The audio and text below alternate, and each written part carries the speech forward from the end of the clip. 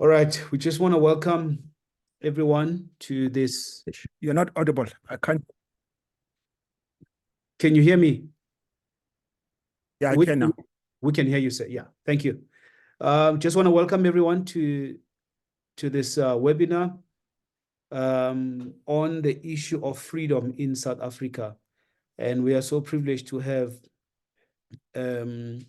Ntlhola to come and help us to think through how we should think about this issue as South Africans.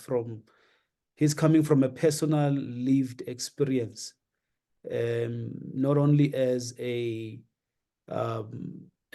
person who lived through apartheid, but also as a freedom fighter, and also now a doctor, a scholar, and a pastor.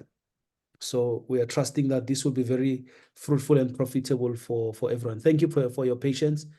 Bafana, let me hand over to you just to introduce everyone, make some announcements before you run out. Masnyana, can you hear me, Bafana?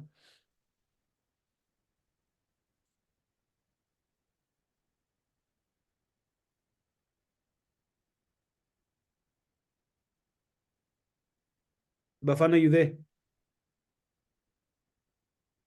I think he might have walked off. It's fine. I'll continue from here. All right. Let me introduce our speaker here, just to let you know about who he is, and his biography. He's got a very long biography.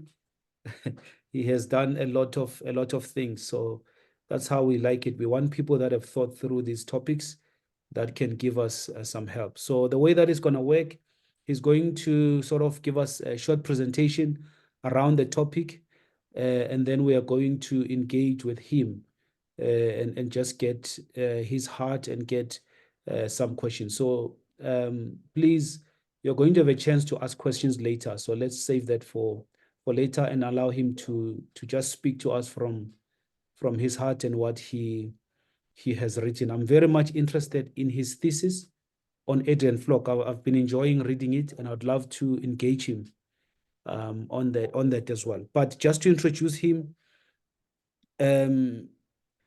Trevor Peter Ntlhola studied a diploma in Christian theology from the Full Gospel Church Bible College. He's got a certificate in developmental studies from VET, certificate in co-facilitation. He's a moderator. He's got an honors in theology, a master of philosophy, St. Augustine Catholic College, and a PhD from the University of Pretoria. Trevor had the privilege of being the co-founder of the Mthonjeni Fountain of Life HIV/AIDS project, of which he is the current chairperson. A number of years ago, he was a member of the executive board of TISA, the Evangelical Alliance of South Africa. He was a vice chairperson of Pimville Pastors Fraternal in the 1990s, served on the national board of Vineyard Churches in South Africa. Miss 2000 started the Zones Vineyard Community Church, currently named Christ Life Vineyard Christian Fellowship, which is part of the Vineyard International from 2000 to 2001. 2015 to 2016, he lectured Christian spirituality at the Baptist Convention College campus in Orlando, Soweto, and later was based in Zerbekom, Joburg.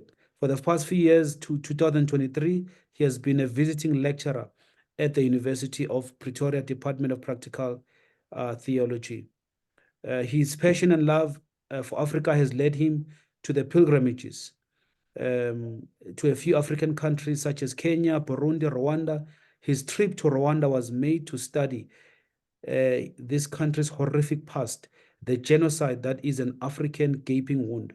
He's been privileged to travel, minister in USA, Ireland, England, Holland, Sweden, Russia, mostly on the topic of racial reconciliation. It is because of this ministry that he ended up working with the late and former apartheid Minister of Police, Adrian Flock, promoting racial reconciliation. It is for this reason that he registered for PhD to research Flock's controversial alleged reconciliation. He completed his PhD in 2021. So this is very a long introduction just to let us know that the man knows what he is talking about. So I'm going to pray for us, and then I am going to hand over to Ntlhola to then give us a short presentation around our topic this evening. Bazalwane, as as we've been saying, we are approaching Freedom Day on Saturday. So it's important for us, especially we've got some young people on this call, and this will be on the internet. We need to reflect on, as Christians, what does it mean for us to be Christians in 2024? It's important, and we need people that have gone in the past. They've thought about this not only intellectually but have lived this. So this is the reason why we are having this. We want to reflect upon South Africa's history, past and forward. So let us pray, and then we'll hand over to Dr. Ntlhola. Father, we thank you for this time that you've given us. We pray, Lord, that we may have a fruitful time.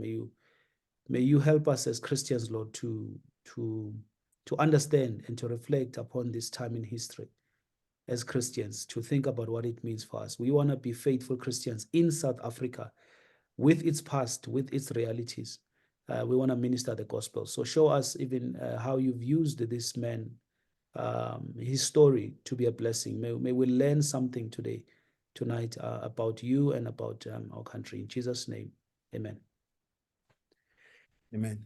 Dr. Ntlhola, I hand over to you. Thank you so much, Babu Sibusiso. I really appreciate it's an honor and a privilege to be invited to come and share what is in my heart regarding our country. I do love the continent. I do love South Africa.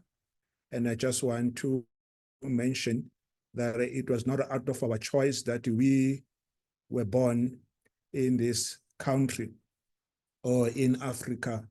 And maybe to emphasize, to be born Black, to be born African, and then also to be born during this time. God saw fit that I was born in 1967, birthed by my mom. God could have made it the other way around, where I could have been a dad to my father or to my late mother and father. But God, there are things that God has put together for our lives, and He knows why. So we should not regret that why God made me an African, not a guy from China or from Russia. So before I continue, I would like to share with you, it's a powerful scripture. It comes from the Psalms. The Psalms, as we know, there were songs that people used to sing it, especially in the Old Testament. And also during Jesus' time, they used to sing them.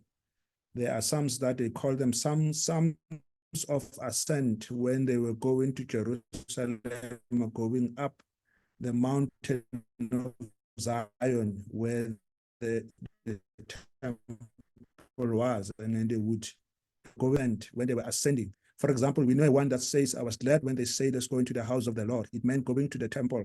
So they were going in throngs or in crowds, and they would sing as they go there. We also remember that's where Jesus got lost when he was still a young boy. So I'm reading from the Psalm 33.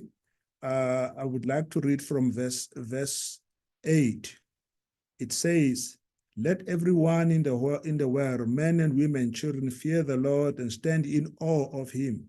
For when he spoke, the world began.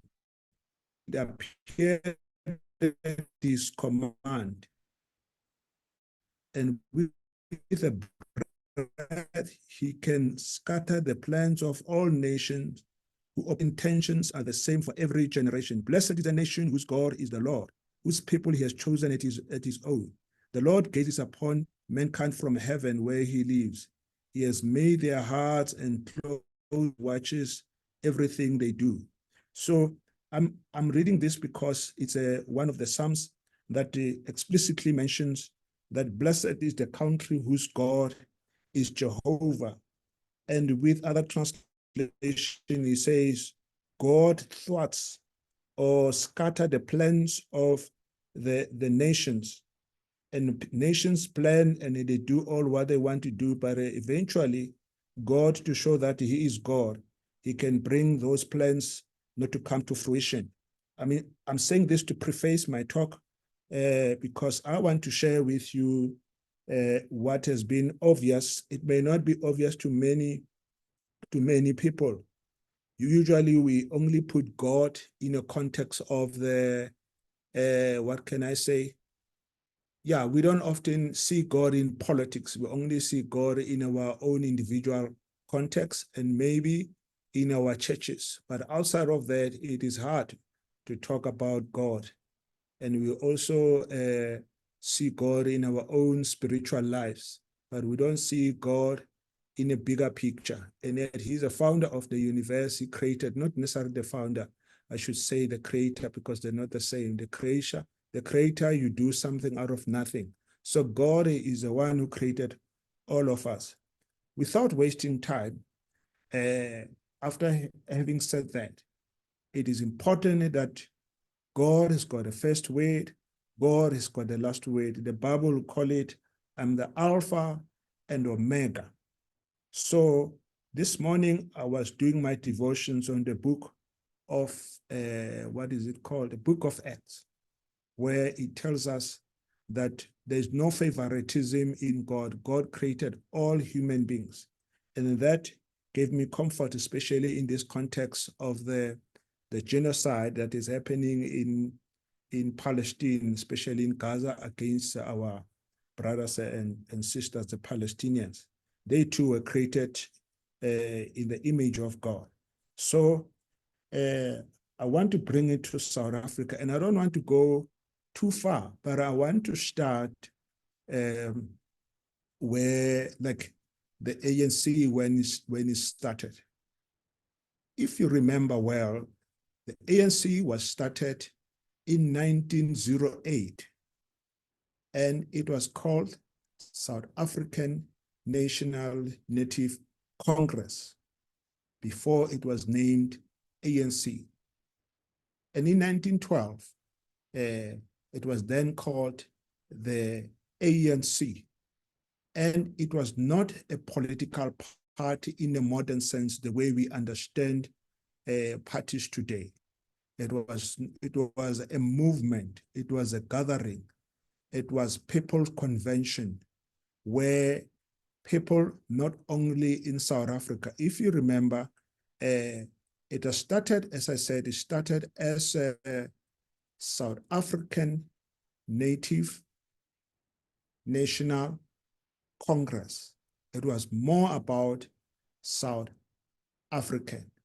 But as they kept consulting, it grew, and it came to a point where people felt that it must be a movement not only for South African, but for the continent. Hence, it was later called the African National Congress, not South African. African National Congress. So it is important that we as South Africans, we cannot be seen to be people who are really xenophobic because of how we started. I can even go beyond that, but because of time, I think it's important to locate. So the church, or the ANC rather, was started in the Wesleyan Church. Wesleyan was a church that was birthed out of the Anglican Church. And John Wesley, who was struggling, he had the health problem. That's why when he preached, he would, he had, what do you call it? Please remind me, like, hence, amadodana aseweseli, they would imitate him without even knowing that they imitated him, or they're imitating him. I must confess, I would like also to see your faces, even if it's for a few minutes, just to see your faces. I can see, yes, if you can see others. So John Wesley struggled. He had a health problem. And then in his health problem, he struggled to pronounce, or to preach well, or to speak. What is that disease? You guys should know when you struggle to cough or Kutlwano, would you remind me? That's why people at Wesley, when they preach, they call it. Was it stuttering? No, not stuttering. Like sorry? I don't know. I think it's Peckington. I'm not sure. Somewhere there. No. Can't remember. Parkinson's? No. It's not forgetting. Parkinson is when you forget or you have dementia, something like that. But when you struggle to, yes, like Utata Lapea, yeah, so it was a problem that he struggled with. So he was a member of that church, the Anglican church. And then within the Anglican church, they were not happy with him because he preached the message of born again. And then he started a movement called Methodist. They used to meet on Tuesday and Thursday. And they end up, without going to the details, they started a church in South Africa among the Xhosa people. And then that church was planted in Bloemfontein. You can Google that. A Wesleyan church had a branch in Bloemfontein. In 1912, they had a meeting there where ANC was birthed. And then hence, in 2004, if you remember, or 2014, ANC, 2014, ANC was, 2012, sorry, ANC was celebrating the a centenary or a century being in existence, and it was done in Bloemfontein. That church gave birth to ANC. If my memory serves well, ANC is the only political party or movement in our country that has chaplaincy. And the people who founded the movement, most of them were church members. Like the first president of ANC, Ubabu Dube, he was an elder in a congregational church. I can go on and mention, if you check the people who attended the first Congress or the first meeting, most of them were church people. And let me go through some of the leaders in the ANC. For example, Ubabu Luthuli, Albert Luthuli, which the headquarters of ANC is named after, is called the Luthuli House. The member or the leader of ANC who even got the Nobel Peace Prize, he himself was a preacher. He himself was a Christian leader, and he advocated. If you check the history of ANC until in the 60s, they were advocating for non-violence. Even long before that, some of the people, our fathers in the continent, the people who even birthed the song or the hymn, Nkosi Sigelela i-Afrika, was written by a guy called Enoch Sontonga. And this was long before ANC was founded. Actually, I'm tempted even to go even before that.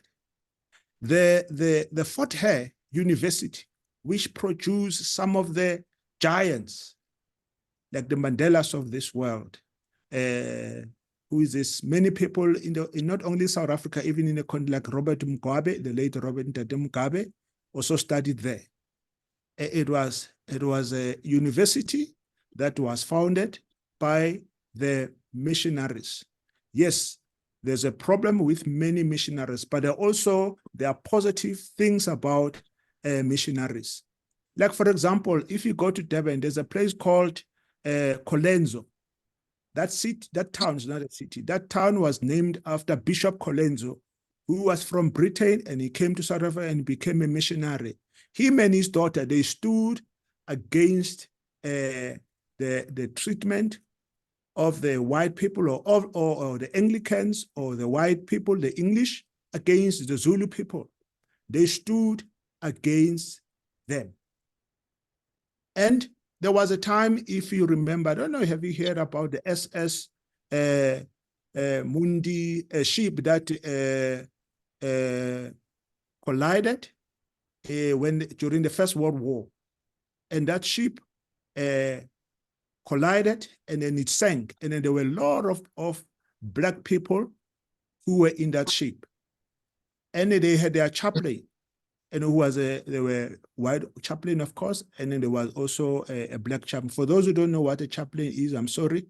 I shouldn't assume that we know. Chaplain it's a person or a priest who will take a spiritual responsibility for the members of that organization. We have them in the hospital. We have them in organizations. They have them in different. So ANC, they still have chaplains even to this day. And it's sad to say that we don't hear much. We don't even hear their influence. And it just happened to be a friend of mine, Kintate, Dr. Molefetsele. If you want me to organize him to come and talk with you, he's also well-read. He was also a member of ANC. He's also a member of South African Council of Churches. So when that ship sank, they prayed and they sang. And then some of the songs that they sang are sang like even the one in Nkosi Sikelel in Africa. Going back to the foundation of the ANC as I said, in the Wesleyan Church, what had happened is that they sang a song that I don't know you know about it, but it's a song that we have heard ANC and some churches, the Xhosa people would sing. It's called Lizalisa idango idinga lakho Nkosi yenyaniso. I don't know, you can it's sang among the Methodist people. It's history. That's why the ANC sing that song in some of the gatherings. It is because it was sang on that day when ANC was founded, on the 8th of January in 1912. But if you check your history well, you will only realize that officially ANC was called the name ANC in 1923. All along it was called the South African National Native Congress. So now that I've told you about Albert Luthuli, I did mention he got a Nobel Peace Prize. So the influence of ANC as a non-violent movement, it's different from many countries in the continent. Actually, some scholars believe that ANC is the oldest liberation movement in the continent. Some go as far as say in the world, and it can be debatable, or it can be debatable or argued.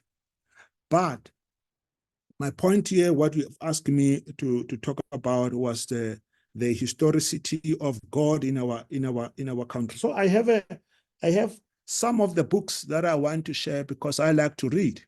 For example, I have this book here. Saul Plaatje is one of the founders who was there in the beginning. You will be shocked if I show you. What is the name of the book? I just want to put it here so that we can get it. Saul Plaatje, the name of the book is just Saul Plaatje. Yeah, there it is. Can you see it? The Life of Solomon. Thanks, I got it. Yeah.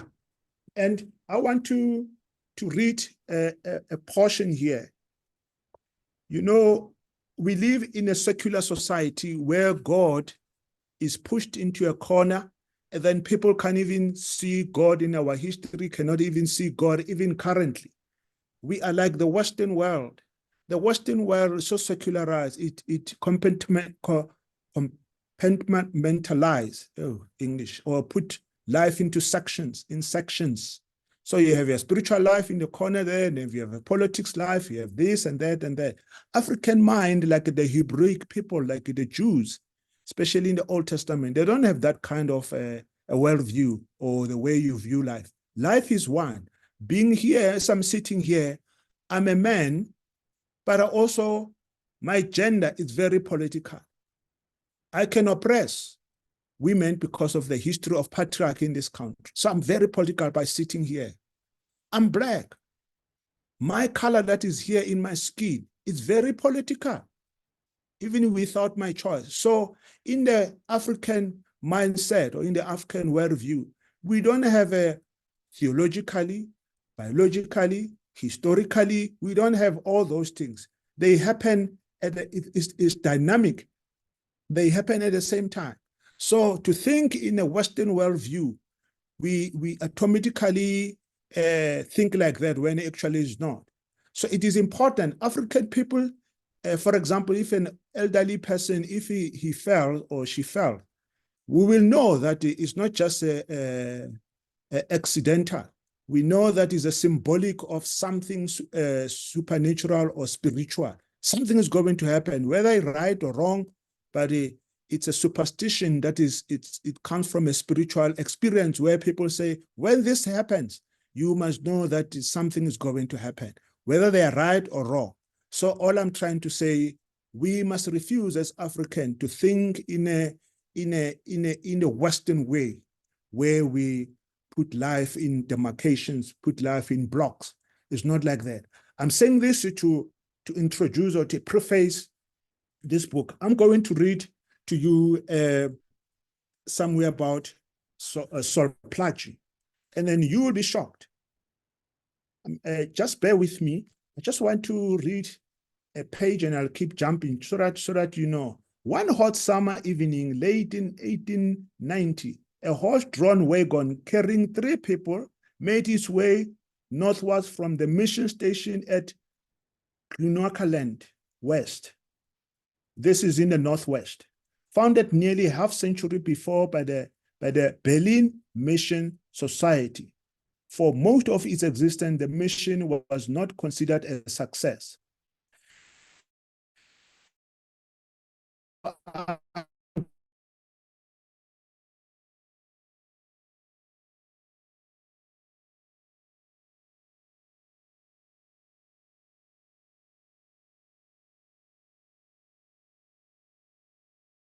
Of time, receptive to their teaching on a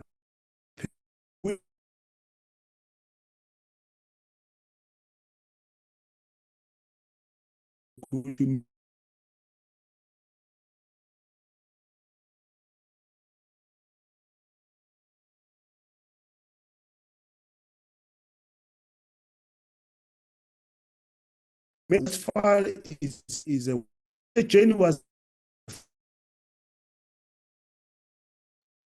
Sorry, Ndade Trevor, am I the only one who's experiencing him breaking?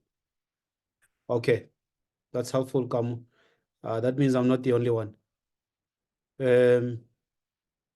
Maybe you can switch off. You can switch off his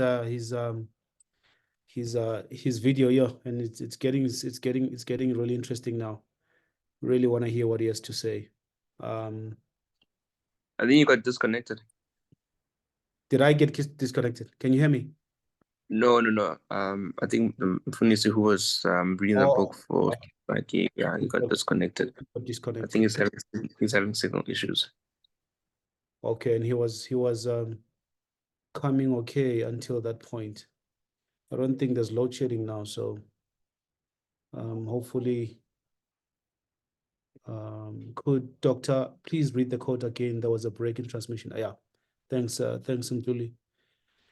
Just try and get him back and then picking up, but he's at the point where he's showing us the involvement of God using the ANC, the framework of the ANC, and it's interesting to hear how even in the start of the ANC, preachers were involved.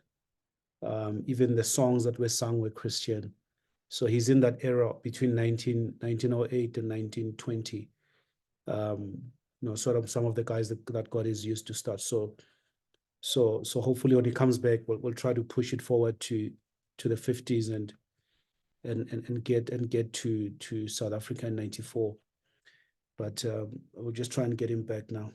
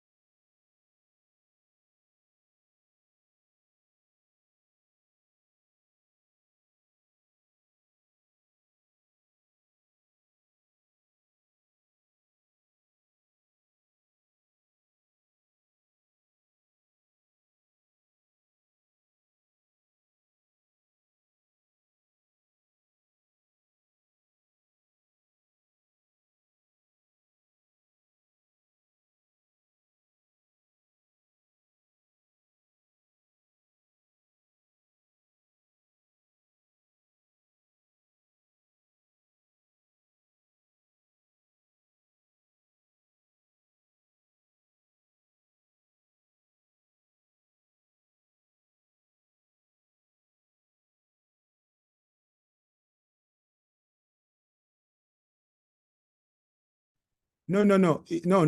Oh, there it is. Can you hear me?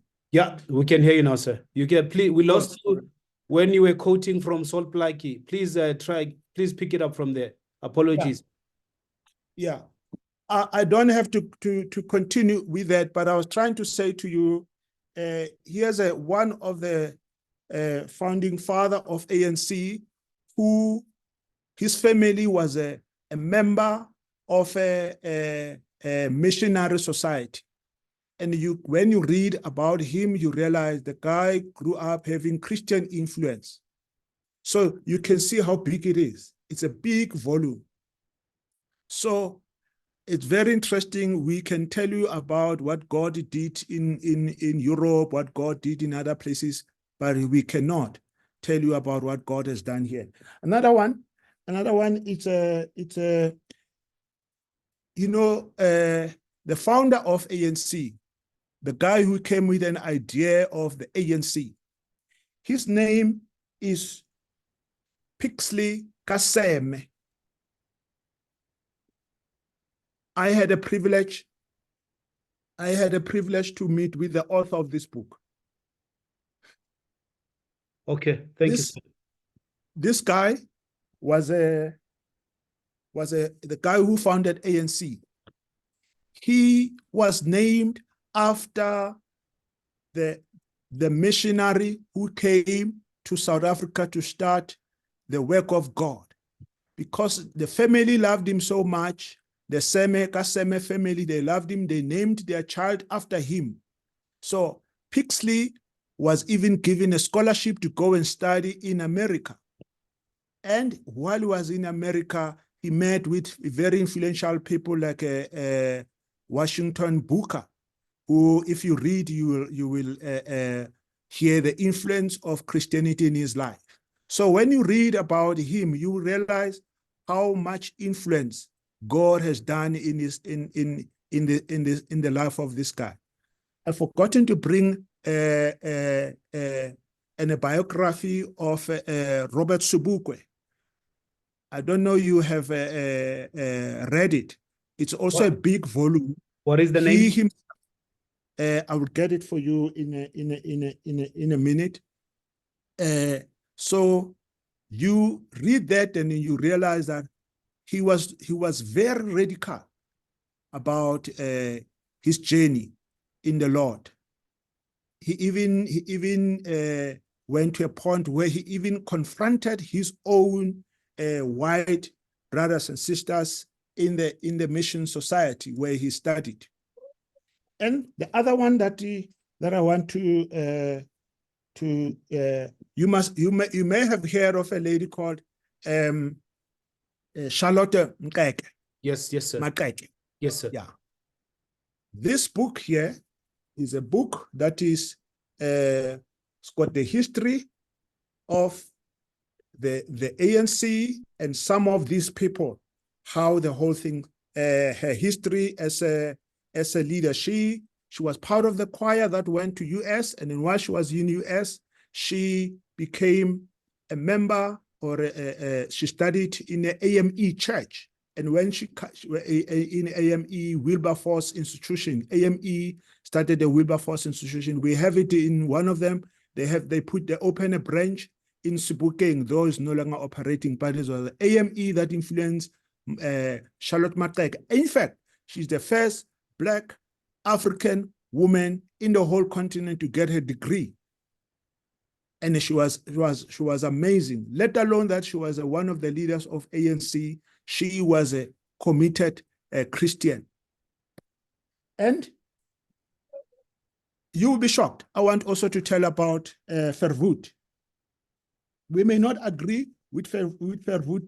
Of course, we don't agree with him, but he was looking for his book here. I'll get it just now. He was also a Christian. He believed that Christianity should be the foundation of their policies. As a result, the beginning of apartheid was promoted in the church. Of course, it's a perverted Christianity, but nonetheless, these people, if you look at the history of apartheid, you look at it, you realize that every town they founded, they will build a church in the middle, and they will call some of the street, Kerk Street. And I don't agree with apartheid, as you can imagine, you also don't agree. But they had a perversion of Christianity. Every Sunday they'll go to church.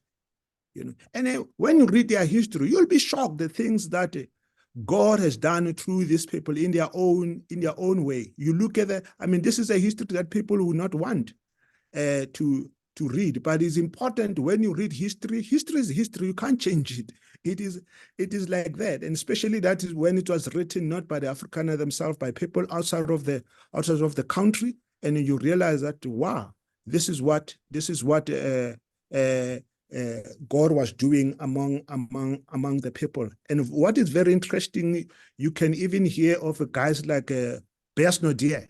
Bess Nodier, his father was a member of the Broederbond, which was the think tank of apartheid. And he followed in his father's footsteps, and he ended up being the leader or the general secretary of the Dutch Reformed Church.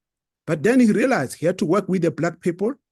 And then it is in that context that he realized that apartheid was horrible, was horrendous, that he decided that he's not going to continue. And then he was put in house arrest for 7 years. And I had a privilege to meet him.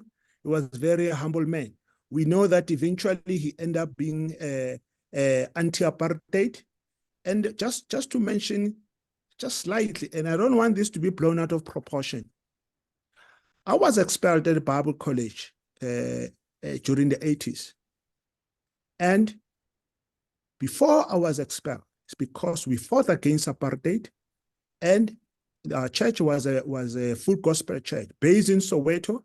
At that time, if you remember, it was the height of apartheid. It was in the 80s. And then at the height of many denominations, at the top was white people, and the second layer was the Indians. The third layer was the colored. The last layer was the black people. And of course, black people have always been in majority, even now. So our church, Full Gospel Church, was represented to say that it's against disinvestment, it's against Bishop Tutu, etc., etc. And then we were students and we refused. So we went and made a press conference without giving people our names. And guess who was hosting us? It was in Braamfontein, 1988.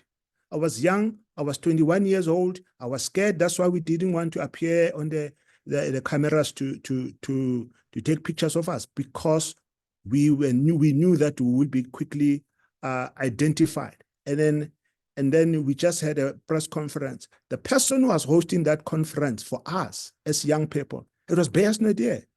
I didn't even know then. I only knew maybe 5 years later when I discovered that, wow, we were at the office of this guy with the microphones and we were sitting there and I didn't know.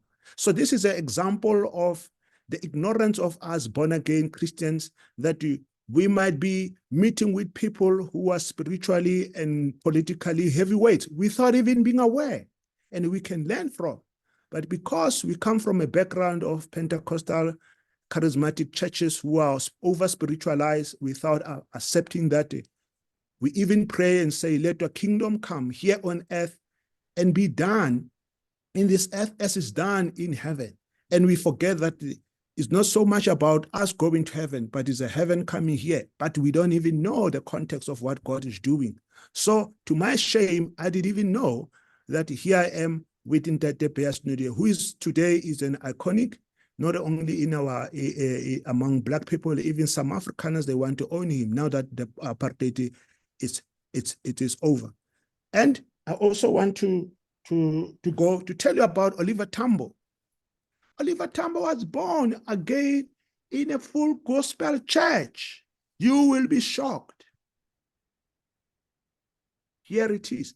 I'm going to read for you a chapter here. It's not so much a chapter, but I want to read for you. Let me check the page number. Page 25. I can even send you I took a picture of that.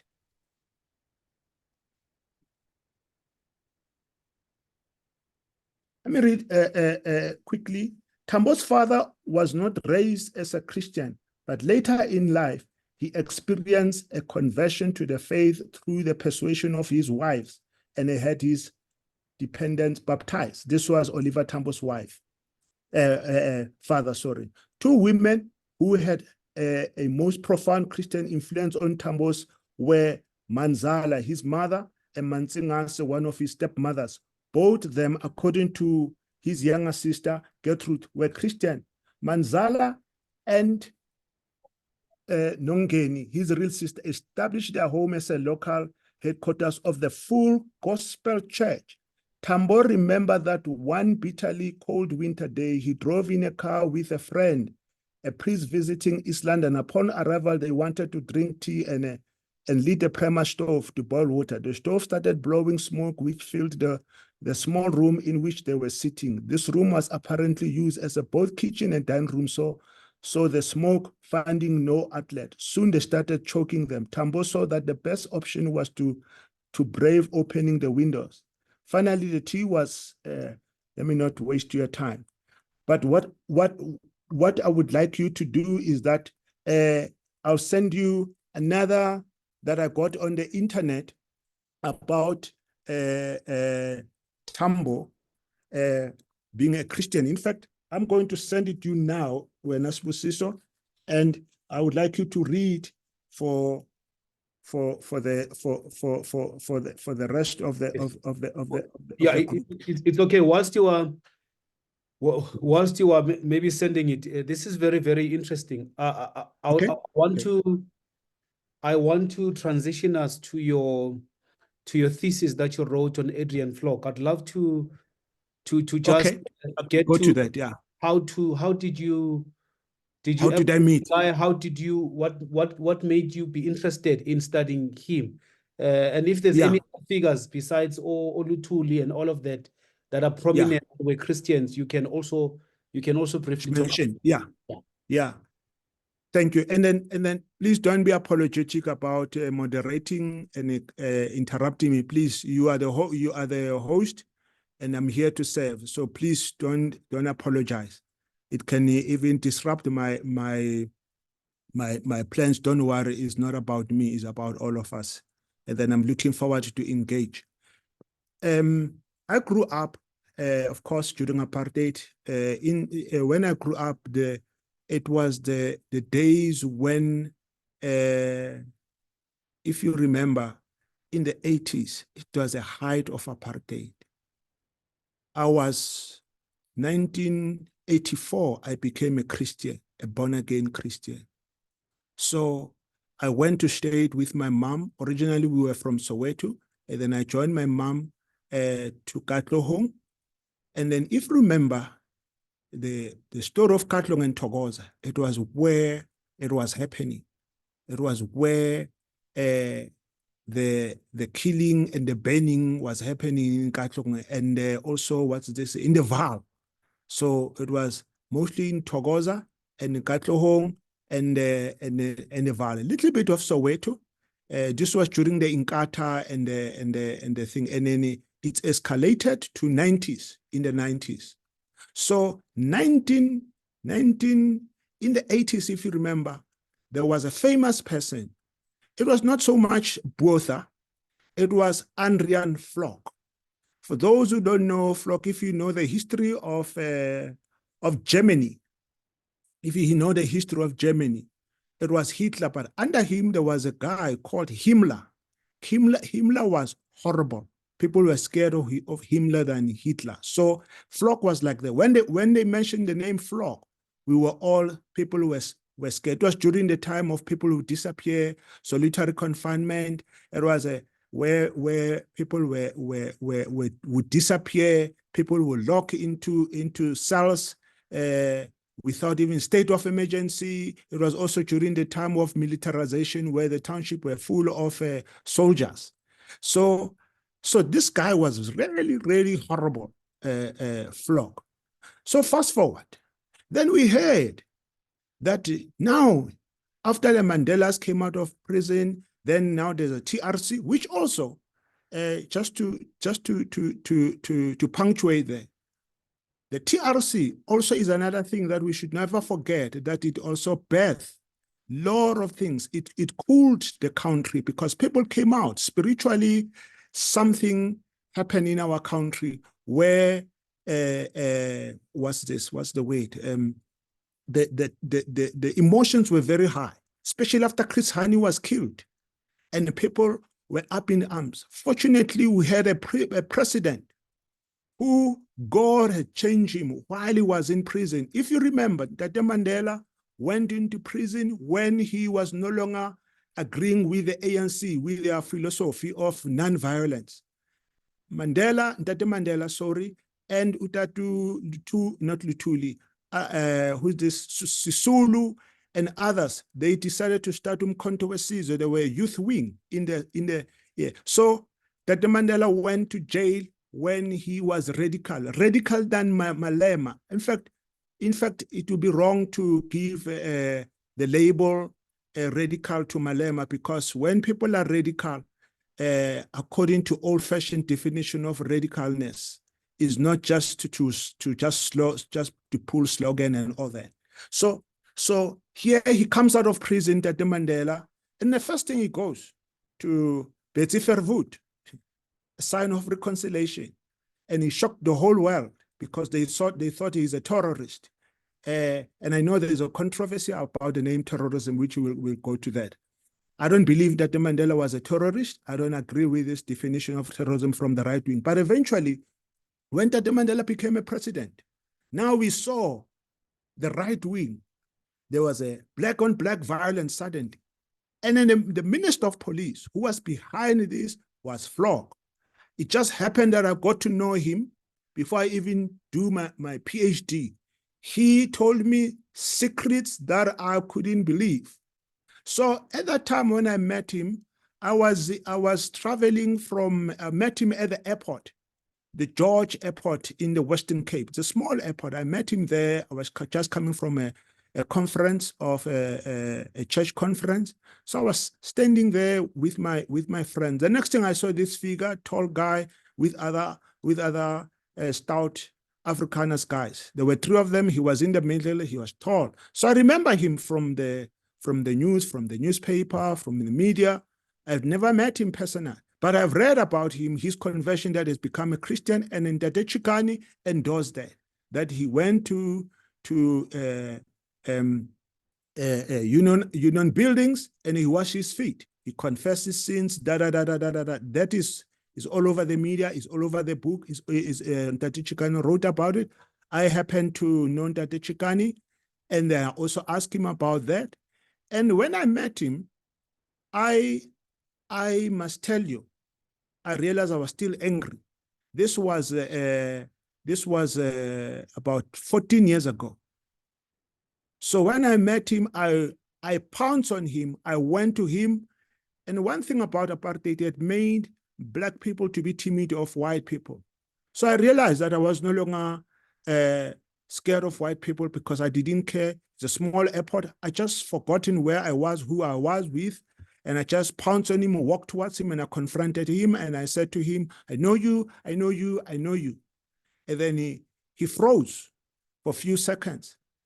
And as he kept quiet, and then his friends were there, two stout Afrikaner guys, they were shocked. They thought maybe I was one of the Umkhonto weSizwe guy, which of course I was not. And then after we paused, I was shocked what I've done. And I said to him, I just want to tell you, I know what God has done in your life. And then he relaxed. And then without going to the details, him and we started to take notes. By that, I mean, I spoke with him and I wanted to get his details, and he gave me his details. He took mine. Then I got into my plane, and then I'm just giving a short summary. In 2 weeks time, we met in Midrand for 4 hours. For 4 hours, he was telling me, I mean, who am I, to be honest, to meet and be given a time with a guy who was a political heavyweight in this country. So I sat there. He told me stuff for 4 hours, telling me the things that he got involved. Like the blowing of Khotso House, the blowing of the South African Council of Churches building Khotso House.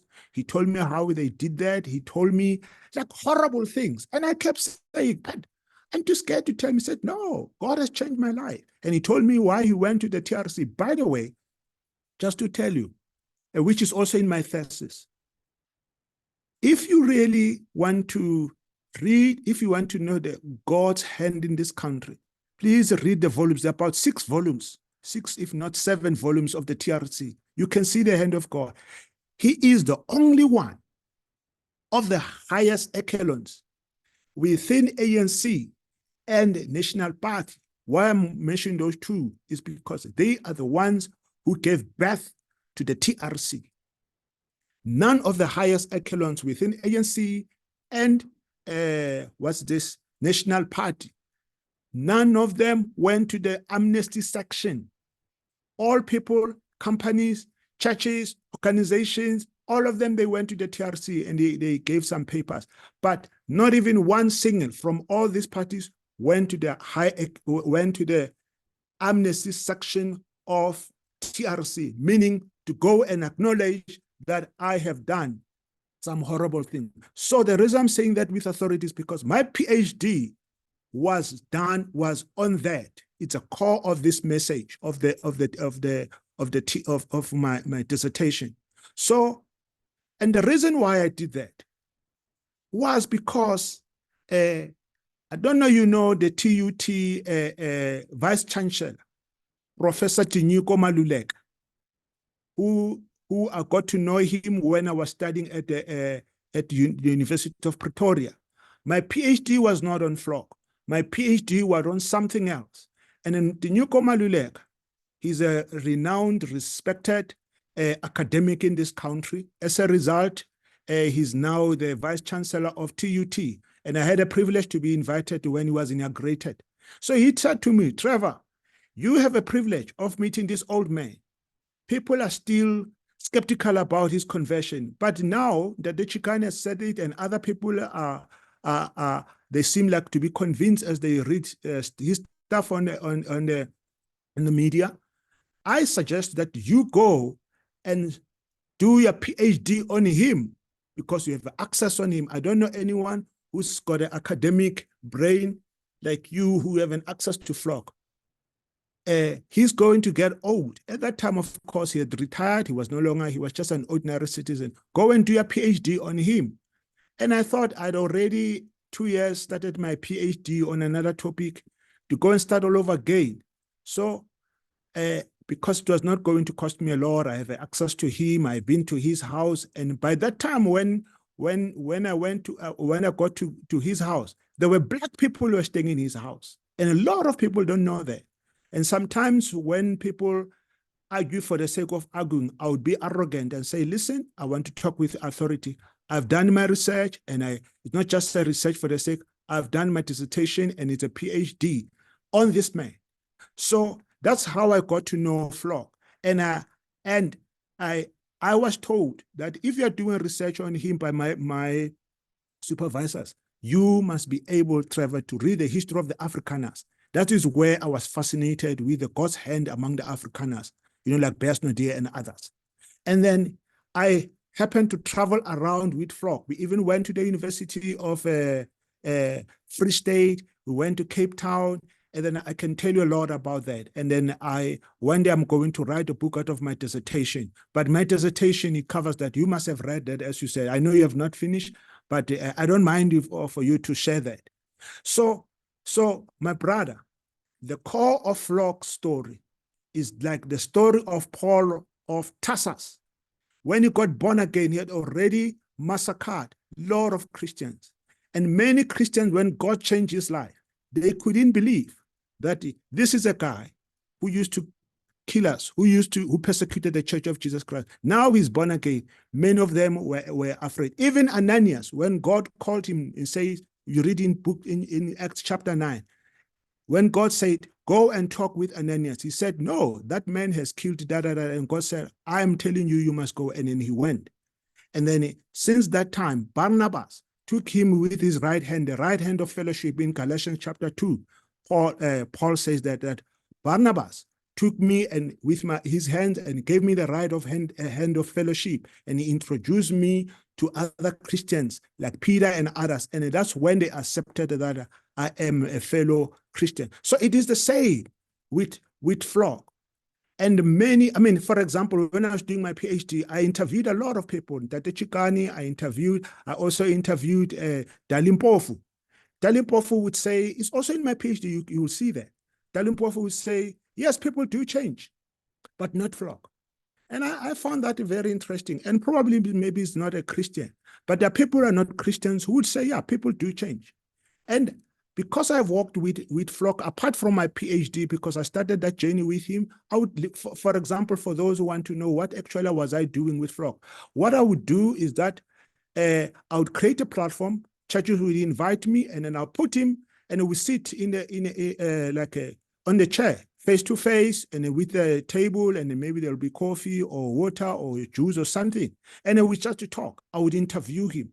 I'll talk about how he was born and all that, how his history, his family, and all that. And by the way, you also find in a PhD, his family, his mother adopted a black guy or a colored guy. And that's very interesting. We don't know these things.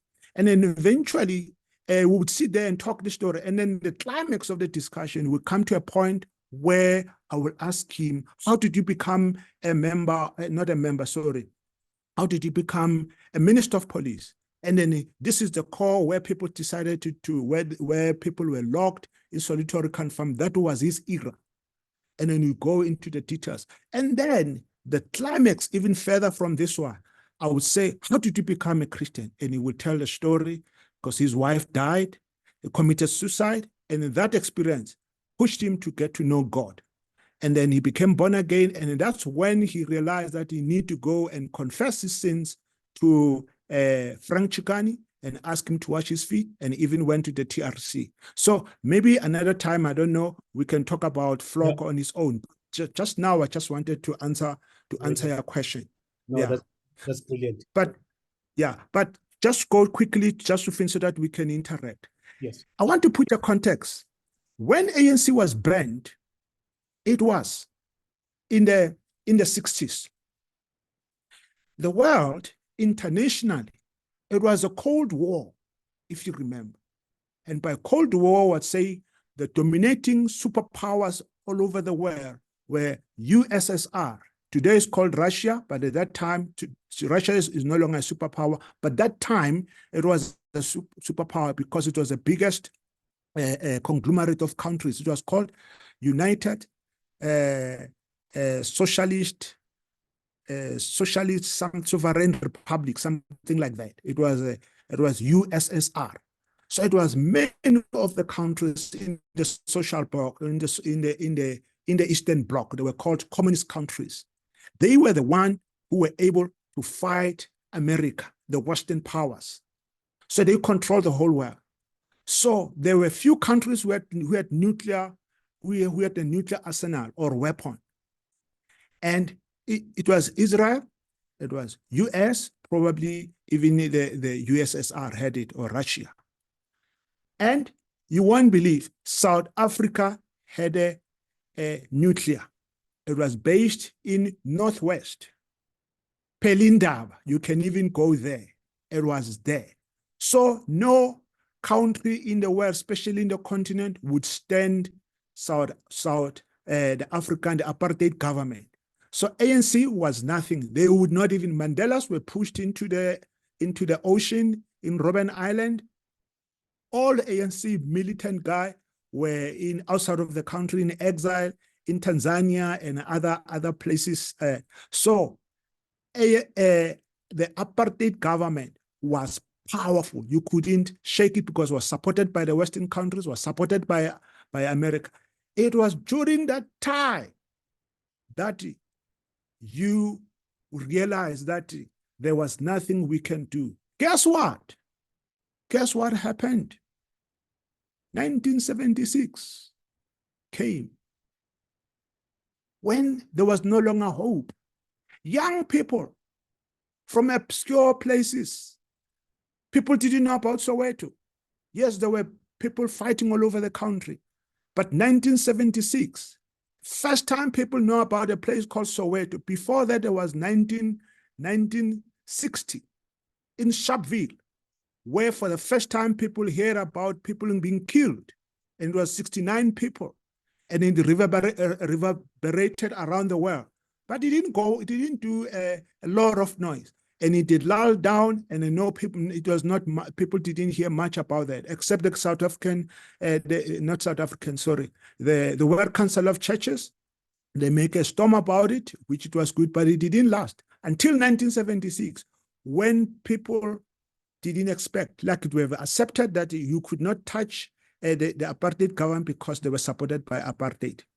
And then what happened then? We can tell you. The young people in Soweto, one Wednesday morning, cold winter, 1976, on 16th of June, it was cold. No one expected. Next thing, here the young people marching. They cracked the wall of apartheid. They cracked and for the first time, people started to hear about Soweto. And then one day I would like to write a book from that point of view. So I'm using that example to say here, it is God again, using young people to make the whole world to be aware. It was not ANC. ANC was in exile. PAC was in exile. There were a lot of, and then you hear of the young Mashinini, Sieti Mashinini. You hear of those young people, you know, who shook. I cannot say much about that because I was 9 years old in Soweto, and then I don't want to say with authority because I disrespect people who exaggerate themselves to say, yeah, we were there, we fought. I was 9 years old, so I saw something happen, but I cannot claim with authority. 9 years, I didn't see much. I only know much what I've read about 1976. So basically, I'm trying to say to you, God used the young people of this country. Today they are in their 40s, today they are in their 50s, who fought for this country. Then, fast forward, then you have our country, 1994, Tata Mandela comes out of prison 1990, the 11th, actually the 2nd of February 1919, that the clerk announced that we are going to release to unban ANC.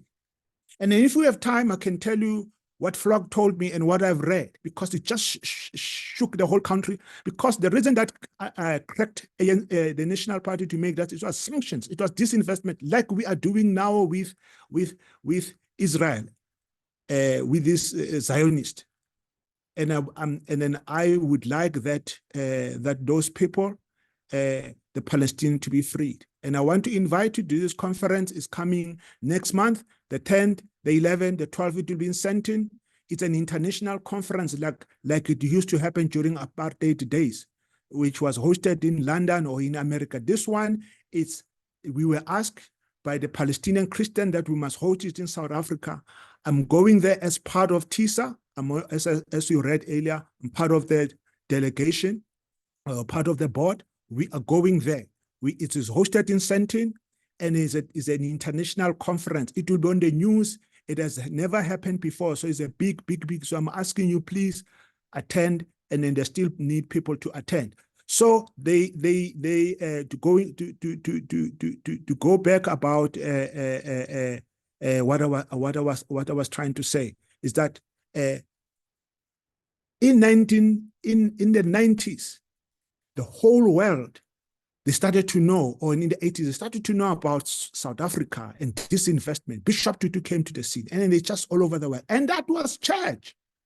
That was Bishop Tutu. That was Frank Chikane. That was, who is this? Alan Busak. I'm not saying other movement, like the ANC, the PAC, and others didn't put pressure, but I'm just sharing from the point of view that the church got involved. And you would not talk about South African history without talking about the role of the church. Church pushed, if you have to read about the Christian missionaries in this country who produced the Mandelas. Mandela, by the way, for the sake of time, Mandela was a Sunday school teacher. Mandela, I mean, I have a book that I can show there. Mandela was a Christian. Mandela, even his name, Nelson, during apartheid days, even, I mean, Mandela was born before apartheid days. Officially, apartheid started in 1948. But before that, Mandela was born in 1918. So he was forced to have a Christian name, and he was named by a Ntlhola teacher who gave him that name. His name was Rolihlahla. So I'm trying to use that to say there were people, Christians in the country. Yes, Christianity was abused to oppress people all over the world. But that's not only the story of Christianity. There's the story of Christianity, the real truth or authentic Christianity that made us to be where we are today, that made you to be where you are today, to be able to use the same Bible that was used to oppress us. Bishop Tutu and others, they use the Bible.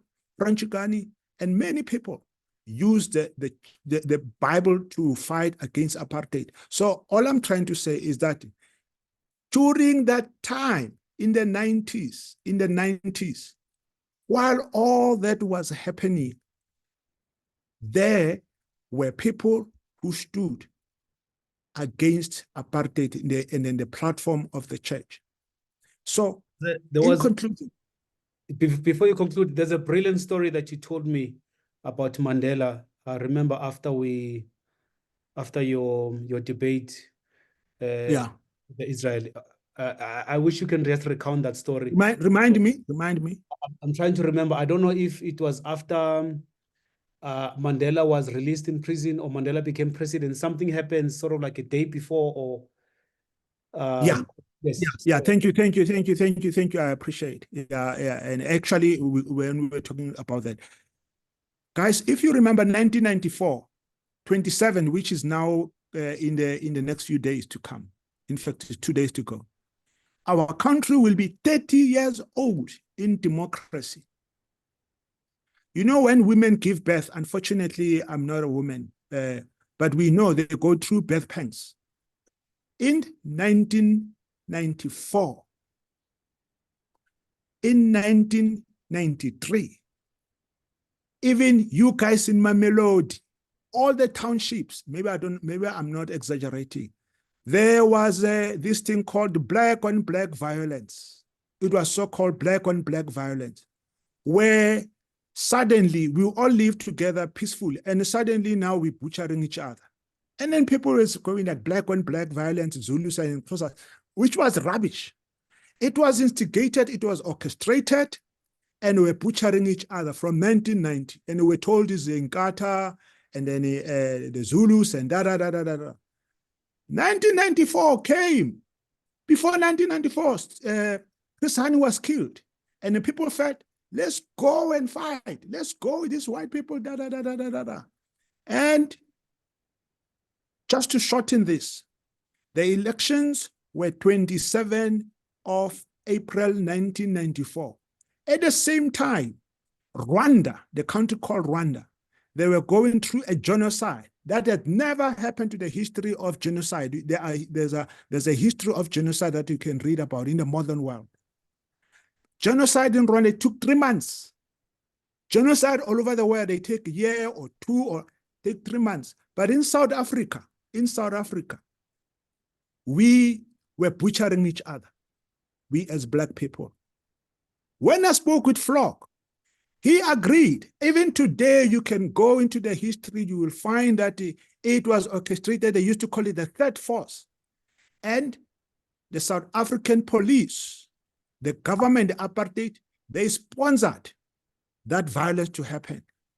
And then the ANC decided, we're going for the elections. So the whole of those 2 years or 3, it was chaos in the country. And then April came. In March, they were butchering each other.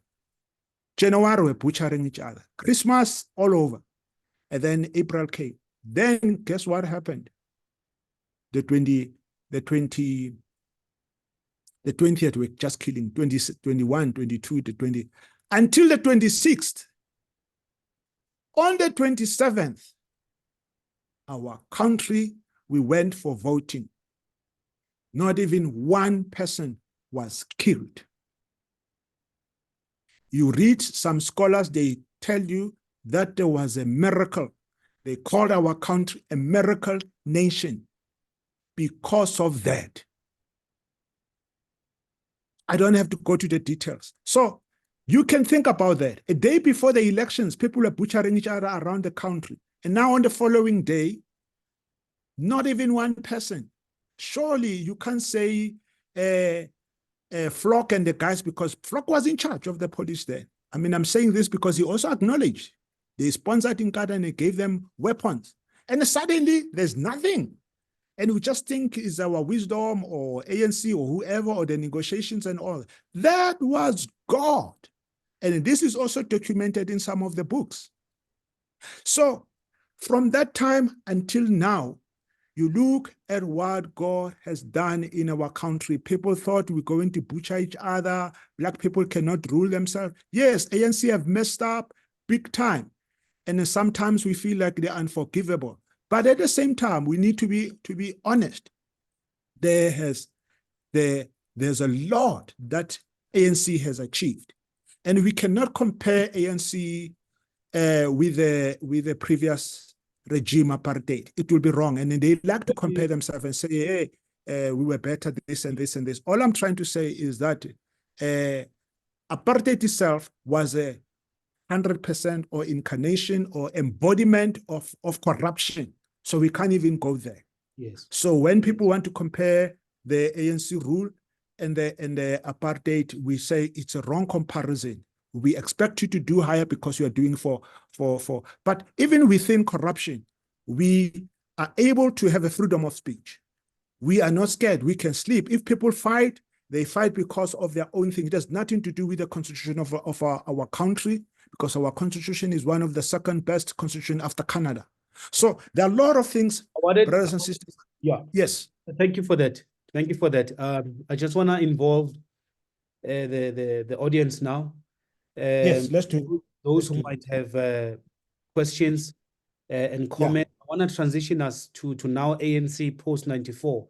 And I'm happy that you've already transitioned us in terms of us now sort of going forward to then reflect on the last 30 years. But before we do that, I wanted to find out is there anyone who has questions regarding sort of like from what you've explained from 94 before, regarding the role of Christianity, the role of God in the making of the Republic of South Africa.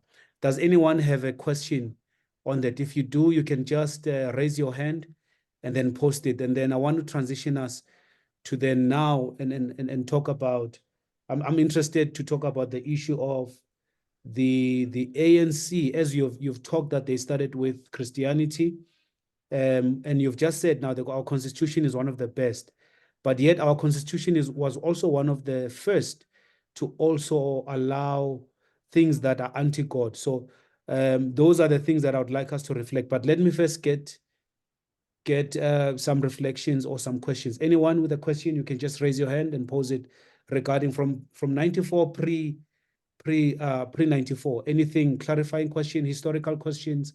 Yeah. Anyone?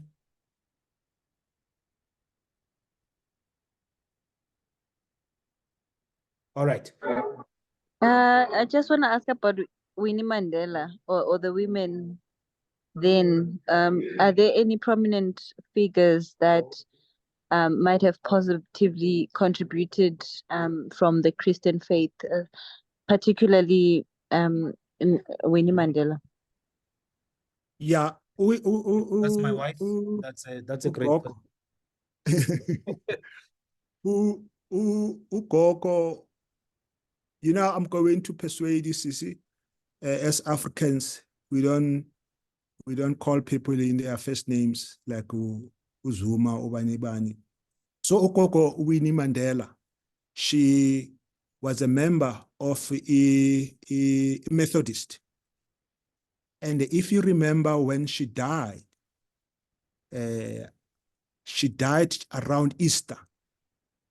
And then during that time, she was attending, you know, Wesele, they have this thing, the 7 words, or something. Yeah. And then the lady was taking care of her, spoke about her faith, that I'm convinced that Gogo Winnie Mandela ended up giving her life to the Lord. Why am I saying this? Because the lady spoke about, the lady was taking care of, like a carer of her, would talk about, when you listen to her, the lady, first before I talk about Gogo Winnie Mandela, she would talk about her faith. She was born again. You could hear when she spoke about God. And then she then told us that Gogo Winnie Mandela couldn't wait. Even in her sickness, in her struggling as an old person, she couldn't wait to hear the sermon of the last words, or the last 2 words that and then she attended all of that. So she's one of the heroes that I would say she played a big role as one of the people who influenced. And she was a social worker. I don't know you know about that. I can tell you stories about her because I read about these people, you know, as a Christian leader. I told you, I don't know you were here when we spoke about Charlotte Maxeke. Charlotte Maxeke was one of the Christian leader within the ANC. So there are a number of them, like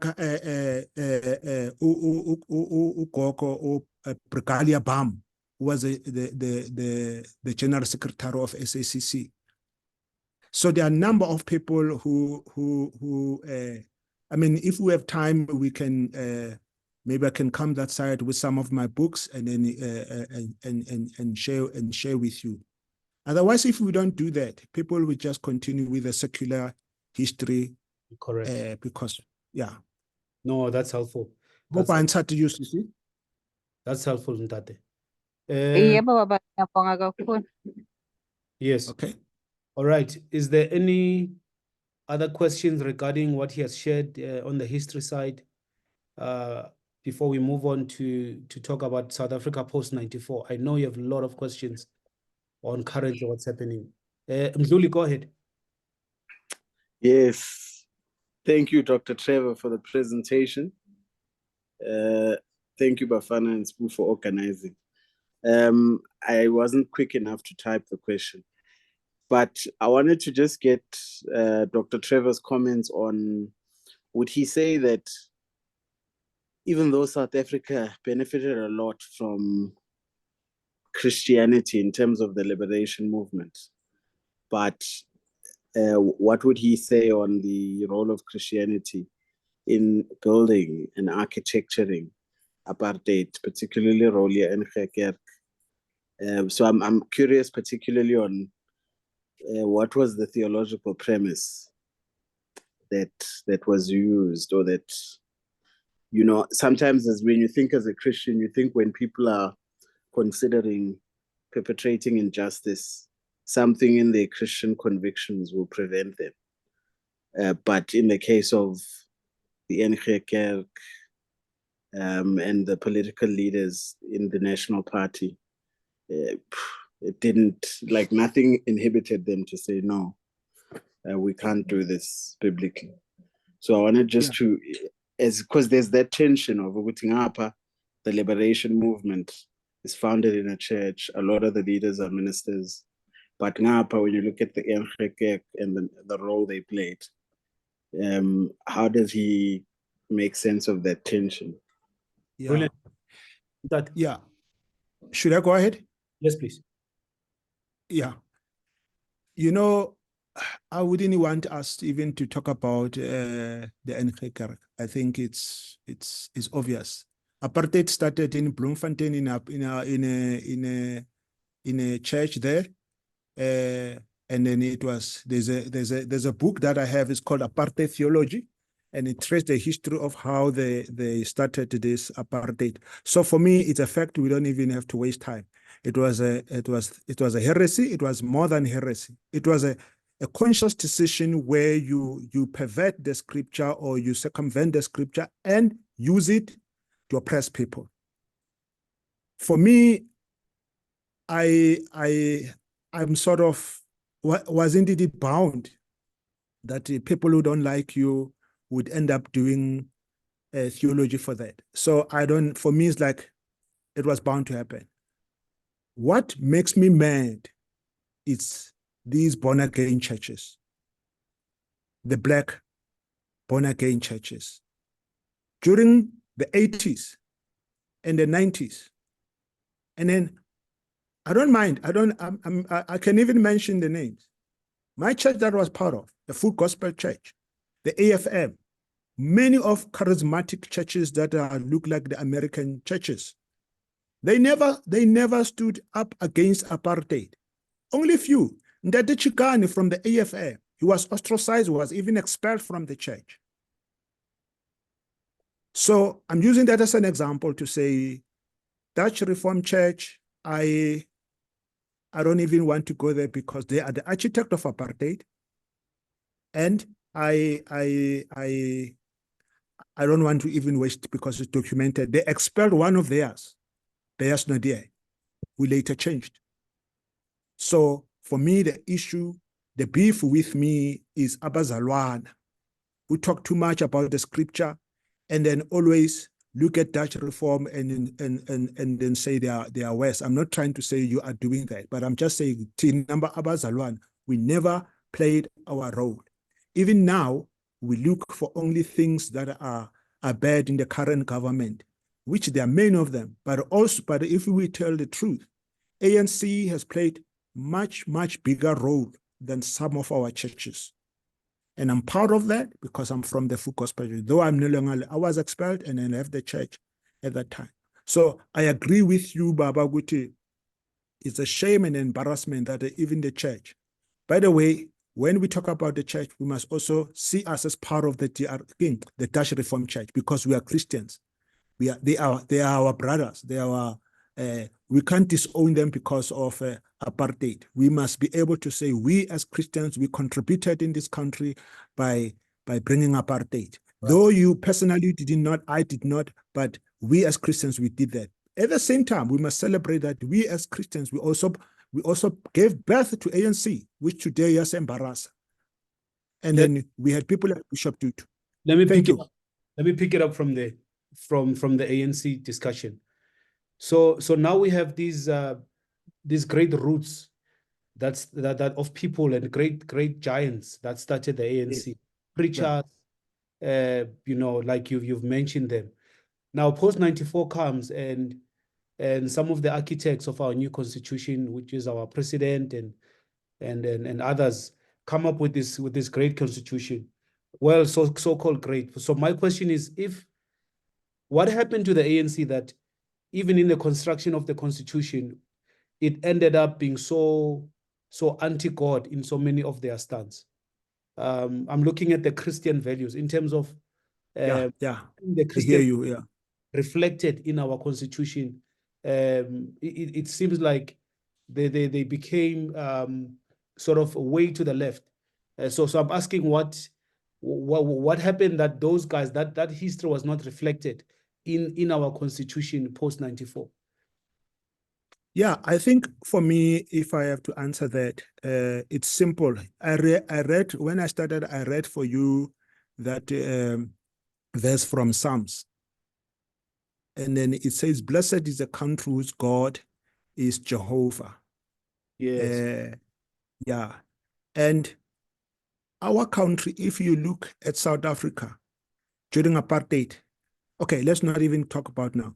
During apartheid, our country, I mean, I remember someone who said, he's a member of the ANC, is a militant lady who was underground and a Christian. She said, Trevor, during apartheid, I would choose South Africa because of the infrastructure, because of the roads, because of a lot of things, compared to the countries in Africa who were freed, who were in their liberation. Because even during apartheid days, there was a progress in terms of infrastructure, the roads, the hospital, they were in good condition. You look, for example, Northwest, we don't justify apartheid or the Bantu state, but we're just talking on the ground. The road and the people had a quality of life compared to today. So all I'm trying to say is that when the ANC took power, they forgotten that they were put there by God. That's why I gave you the context of the international or the global context, that during the Cold War, ANC couldn't do anything, couldn't remove apartheid, because apartheid had and then only God removed apartheid through young people in 1976 and And then they came into power. And people like Bishop Tutu, if you remember, he said, you guys have become arrogant. And then be careful, we will pray you down. He said that many times, again and again, and he was saying that out of a heart that was full of pain, because it was a time where, if you remember the context, it was a time where they refused his friend to come to South Africa because of the Chinese government. King Dalai Lama, and they refused for him to come. And he says, but you listen to the Chinese people, and yet we fought for this country but Bishop Tutu was like an institution. I won in J. He commanded such authority. So all I'm saying, Baba, is that the ANC, it's embarrassing. And just to be personal, I have voted for ANC for the rest of my life. Lest people think I am against ANC. And now, without qualification, I am against ANC. The corruption that is here, that we see. I mean, I work in a squatter camp. My Mtana Mukona lab Gutran, he can tell you, we work in a squatter camp. We take care of people there. And the billions, not millions, the billions that these people have stolen could change people's lives. But they don't care. They only do it now because you look now, the program they're trying to help because they're rushing for the election. They want our vote. So, Baba, I don't have to teach you about the corruption, So God is bringing ANC down. You have to read the history of Ghana. As we talk now, the liberation movement of Ghana, it's got one member of parliament as we speak now in Ghana, the country that got their independence, the second country got their independence after Sudan. So, Baba, all the signs show you people are not, in fact, people are not even proud to wear the shirt, the ANC. Ramaphosa, we respect him, but he was also a Christian leader, SCM. You know that, Bob. You know he's a born-again Christian. So ANC, and then we are moving into an era, the political era. There's a political shift in our country that we have never even seen before. We will never have a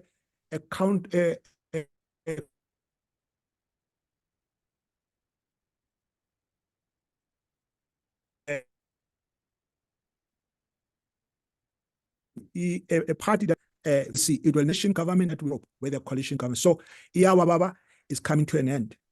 All right. Bishop Tutu. Okay. Here, I want to give you a scenario here. So I'm also a pastor, and so I was relating to our church, trying to preach and to help our church think through the issue of government. And then after the message, after I preached, one of the ladies in church, we were talking about, people were asking about how to vote and stuff like that. And so I was speaking about stuff that is in the Bible, stuff that is morality according to the Bible, stuff like homosexuality, abortion, and stuff.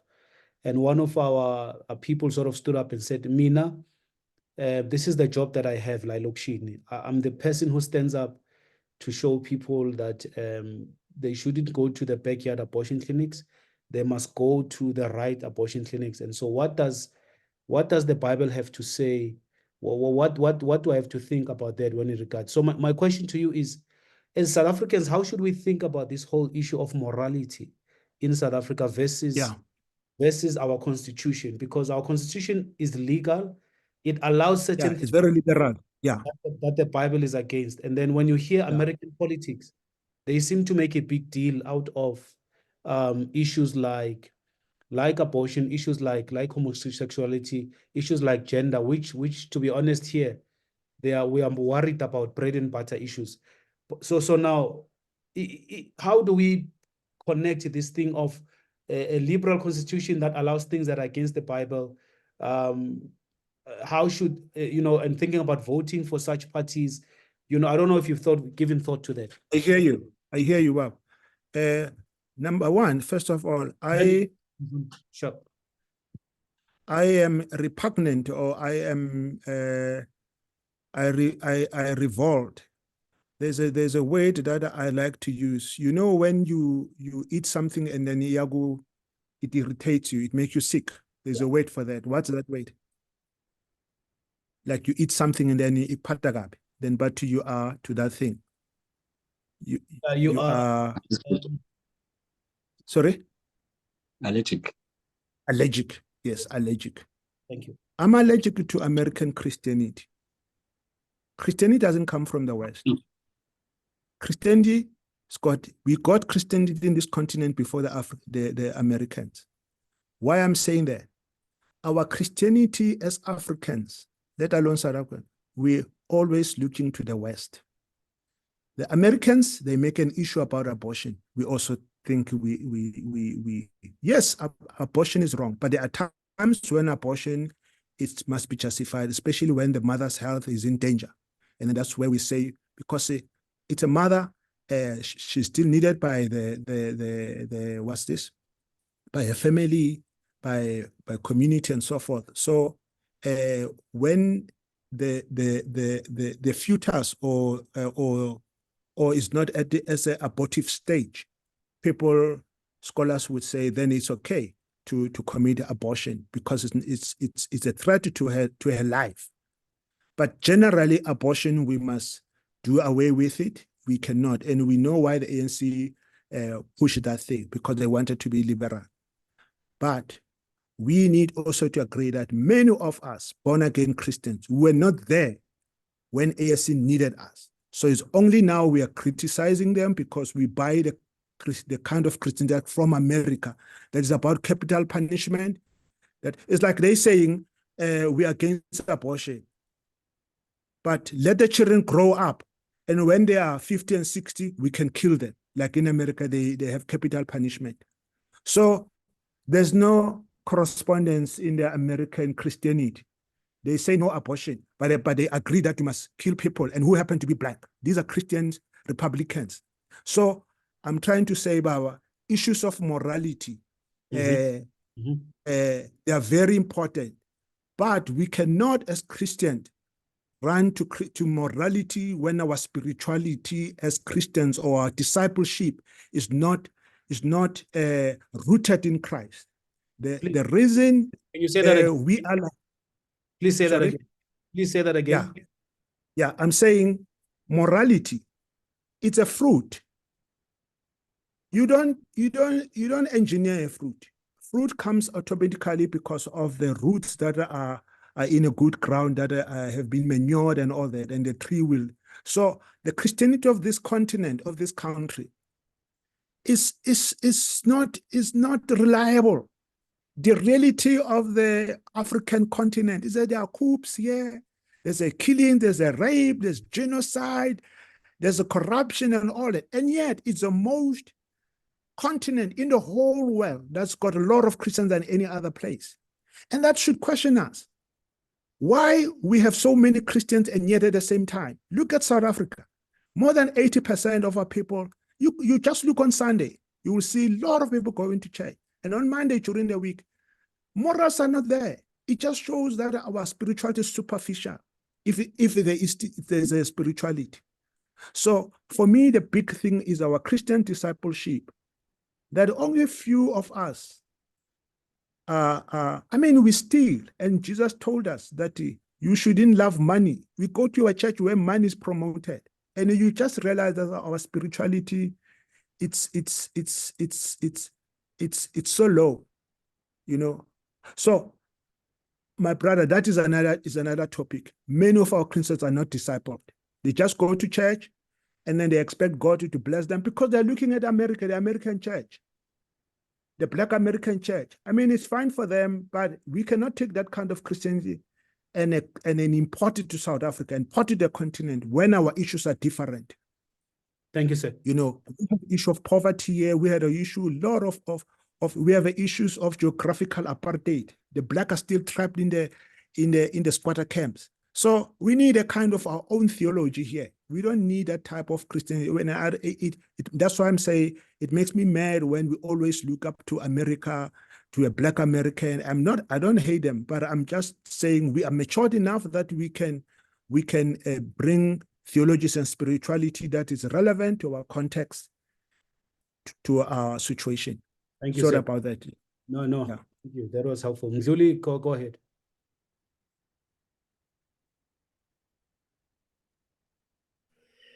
Yes, thank you for this robust discussion. I was also going to add a comment, Uguti. When I reflect and I look back historically, sometimes countries that claim to be Christian or that claim to have Christian values commit some horrible atrocities. So when you look at the Rwanda genocide, statistically, they say that like 90% of the people claim to be Christian. Apartheid was considered a Christian country. So, you know, slavery was, yeah. Yeah, in America as well, when they had the Great Awakening about George Whitfield, it also happened to coincide with the transatlantic slaves trade. So I think progressive liberal and those leaders had slaves. Some of those Christian leaders. Those Christian leaders had slaves. So I think even though the current constitution of South Africa, it feels very liberal and progressive, it's because it's trying to be as inclusive as possible and to even accommodate people that you might disagree with. But the alternative is to be, you know, repressive, exclusivist. And I think then if you, because even when I checked, when I was preparing a talk on elections, I actually looked for the political parties that are anti-homosexual rights, anti-abortion. And I found that if you left with the ACDP, the Freedom Front Plus, I think the other one is the IFP. But all the other options that South Africans tend to vote for, DA, EFF, ANC, they tend to be very progressive. And to be honest, most Christians don't vote ACDP. They probably vote ANC. So I think, Tina, as a country, because of our history, we care far more about economic and bread and butter issues than we do about the moral positions. But I think when we vote, it's probably we don't make a decision based on one moral consideration. We look at, okay, what does this party say about the plight of poor working class people as well. No, thank you. Thank you. Thank you for that, Ntlhola. Any other questions or comments as we're about to draw this to a close? I know we were 25 minutes late because of starting. So if you can maybe grant us grace just a few minutes over 8. I think are you still available in that? Yeah, I'm available. I also want to share some books with you just to show you, and then you will take from there. Yeah, I've got a couple, Apartheid Theology, Tambo, the ANC's early years, talk about the life of Charlotte McClay, a biography of Robert Sobukwe, Pixley. We definitely want as many resources as we want because we want to be educated. Is there anyone with a question or a comment?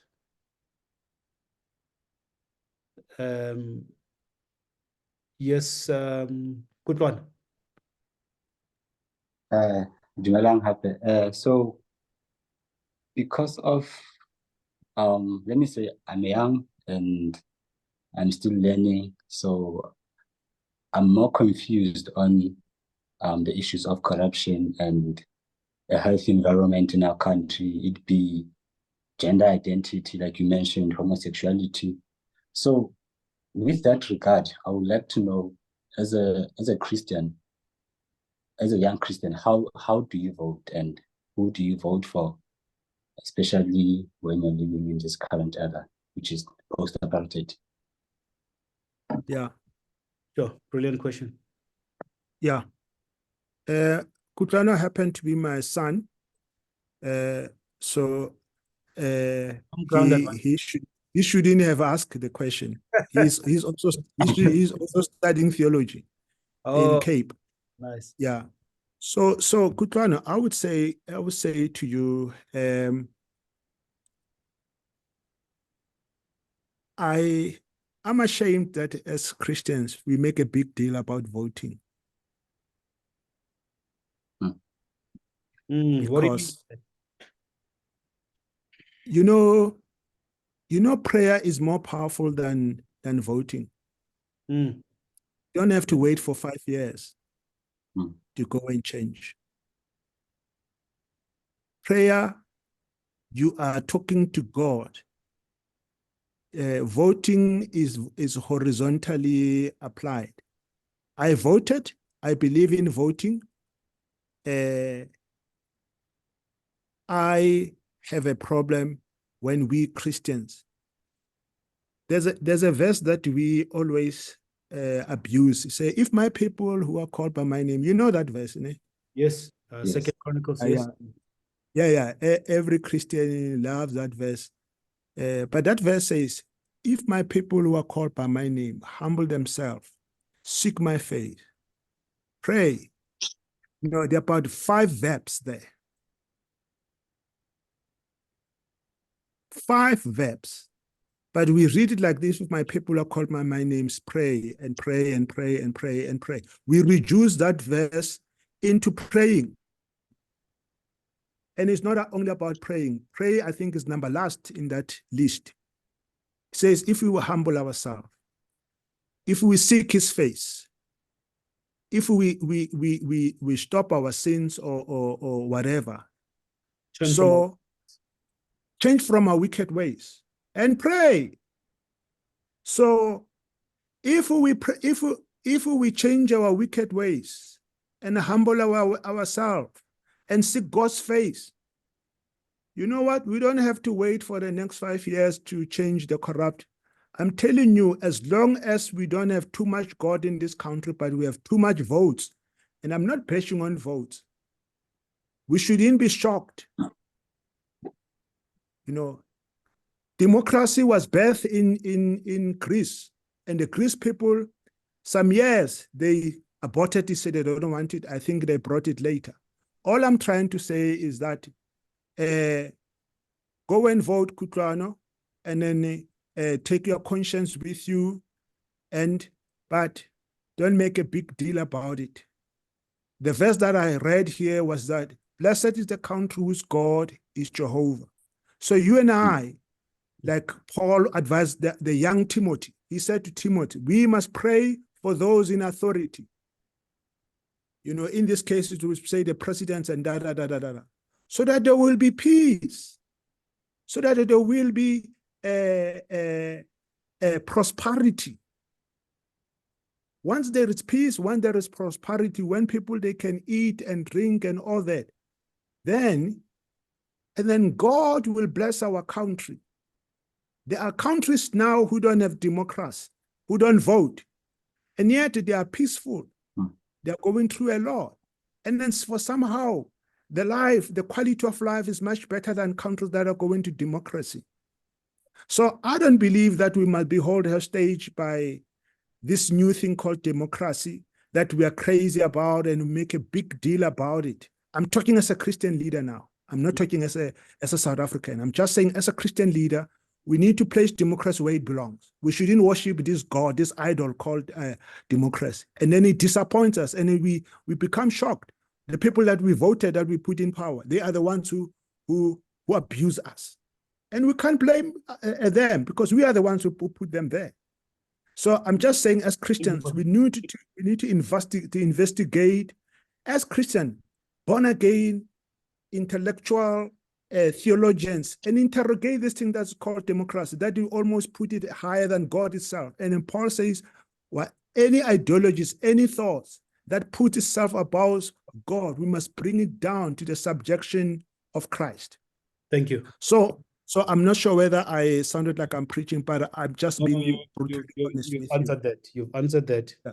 Romans 13 says every authority that is established by God. So God is the person that we must focus on. Kamu, you may go ahead. Let me say something. One theologian says every country deserves the government that it has. It's scary if you hear that. Let me repeat. It says every country deserves the government that it has. We deserve ANC with its own brutality because we voted them into power. So when they treat us like this, we are the one who put them in power. So we better call God, who can move the hearts of the kings, who can move the heart of the Nebuchadnezzar of this world. Thank you, sir. Kamu, go ahead. Good evening, everyone. Hope everyone is well. Thank you very much for this insightful conversation. I think it was very much needed. Some of these things that are raised are things that I've just sort of been engaging with in and out, in my upbringing. And the one thing that's always been common to me is just how Christianity is always on both sides of the conflict, and not just in South Africa alone. I heard even before mentioned about the Great Awakening and how it was Christianity that was involved in the slave trade and all of that. Yeah. And then you look at the abolishment of the slave trade through a very robust Christian, William Wilberforce, who started the process of not only abolishing the slave trade, but then the keeping of slaves. And even when we come back home, we're looking at how, Christianity is on both sides of the coin with regards to the establishment of apartheid and even its removal. And I remember there was a time when, I had a big disagreement with an uncle of mine, and he gave me Iskempa Tlela's 2 volumes, his autobiography. And his criticism against Christianity was, he did a comparison between Christianity and Islam and how Christianity tends to be, or at least up to then, was generally spread through destruction, where colonizers would come and sort of remove people's identities through the establishment of Christianity, whereas Islam would integrate with the cultures. So when Islam would be introduced into a nation, there'd be a lot of integration. And so even when we talk about, even guys like Steve Biko, when they would address Christians, they'd always be addressing Christians on both sides. There'd be those passive Christians who don't do anything and use scripture for that. And there's active Christians who do something and use scripture. So I think for me, the big thing that makes a conversation like this significant and a big request from my side is that perhaps we could have a follow-up session where we discuss what it means for us as a Christian in today's sort of environment, and a personal sort of thing. Because as a Christian today, there's a lot of things that one could either stand up and one could sit down. I mean, we're in conflict even now within Christianity amongst people that are falsely proclaiming Christ for the sake of their own financial gain, and in that sort of affecting us. And we have instances where the political environment is very difficult, with regards to secular parties versus non-secular parties versus the most aggressive active party being the EFF. Recently, I heard Madama's speech where he was essentially blaspheming against the Lord Jesus Christ. So we as individuals, what does that mean for us today as active professing Christians, of how can we make an impact in our world? And so me as Gamo, who lives in Johannesburg, how can I actively make an impact in my world as a Christian, where I make sure that I align myself correctly and activate myself in the right way to make a positive change in my environment for the sake of the gospel? So I guess my request is just perhaps the next engagement to make it practical for us as everyday believers, so that whether we are active in one area or passive in another area, we are personally justified before our God. But then obviously with the guidance of the group of us talking as a unit. Thanks. Thank you. Let me put it. Can I make a comment? Yeah, if you can maybe let that be our last question. What does it mean for us Christians today in South Africa with the reality that we have, especially leading up to the election? Some people are saying these are the most critical elections since our democracy. So people are scared, people are worried. So how do we make an impact? What does it mean for us today? Yeah. Yeah, I think we should. Kamo, thank you for saying that. Kamo, I would say to you as a Christian,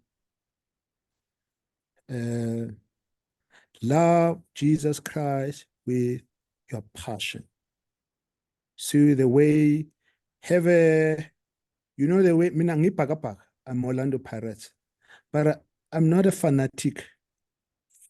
I don't even know when they're playing them, but there are people where they can tell you the history, they can tell you Orlando Pirates, and all that. Love Jesus like Christ with Bafana on this call. Yeah, he's very crazy about his car is black. His the bed is black. Yeah, he's a paga in and out. Ubafana, my partner. okay. Yeah. So be love Jesus Christ far radical and dangerously than when you support Orlando Pirates. That's number one. Once that it happens, it will determine how you treat your neighbor. That's good. Jesus summarized the whole Bible.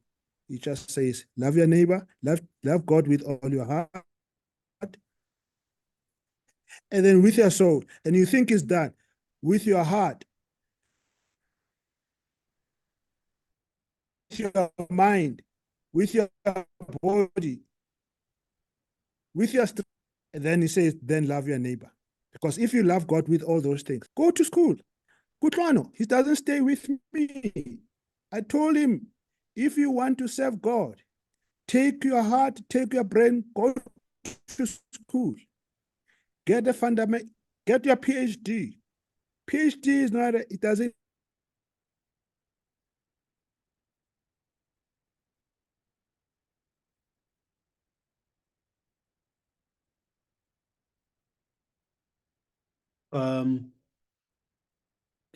Are we still? I think we just lost him there during the last moments. All right. But thanks, Kamo, for that comment. I was gonna ask him now just to give us the rest of the plugin on. Is he on mute? Bababatu, you're on mute.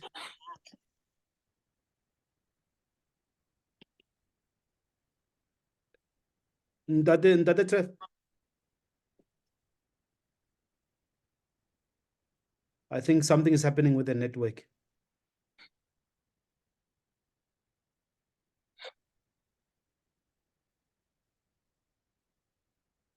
Is it okay? Okay, you're back now. Yeah, you were saying we should love Jesus with all our heart and all. Yeah, that's where we lost you. Yeah, and then with your mind, intellectually, I was making an example in Kutlwano. I said, Kutlwano, if you want to go and serve God, you're still young, go and my son also, I have also another son, he's not here, you are supposed to come. Go and get your PhD. Far be educated than me. For example, Ukamu made is Kamu here, still here? Is Kamu still here? I'm still here. Yeah, Kamu, you said you spoke about the guy who abolished slavery. Yes, Wilberforce. Wilberforce. But think about it. Wilberforce was a white guy. Think about it. Do we really believe Wilberforce abolished slavery? The slaves were blacks. They fought against slavery. He came later and joined people who were already fighting slavery. So we all think that a white guy came, called Wilberforce, and then I'm not saying he did not play a part, but when you question as a Kamu Kamu must believe that God gave you your brain and your heart. Don't be afraid to question things that we read, things that have been established, so-called established. So start to question, how can Wilberforce, who was white, came later and abolished slavery? I'm not saying God didn't use him. I'm saying the black people were fighting slavery. The slaves themselves. So we can't just reduce the abolishment of slavery or abolition of slavery to Wilberforce. It's wrong. They were black people who were. So if you read the history, they always have a white person who championed this thing. And when it's not true, it doesn't mean we're against Wilberforce. I'm using that as an example. Say, Kamo, we are that. Get 5 or 6 PhDs, so that when you stand there, like Paul said, I studied under Gamaliel. And Paul he says, I'm a Pharisee of the Pharisees. He was educated. So most of born agains, us, our pastors, sorry to use language as a curse. Let's go to school. Even if we got your PhD, let's read. I'm busy with my postdoctoral.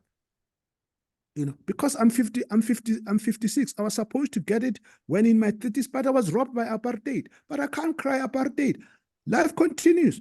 I got my PhD. I'm continuing. I tell other guys that let's go to school. Let's get involved in it. Let's dirty our hands. Let's work with the poor.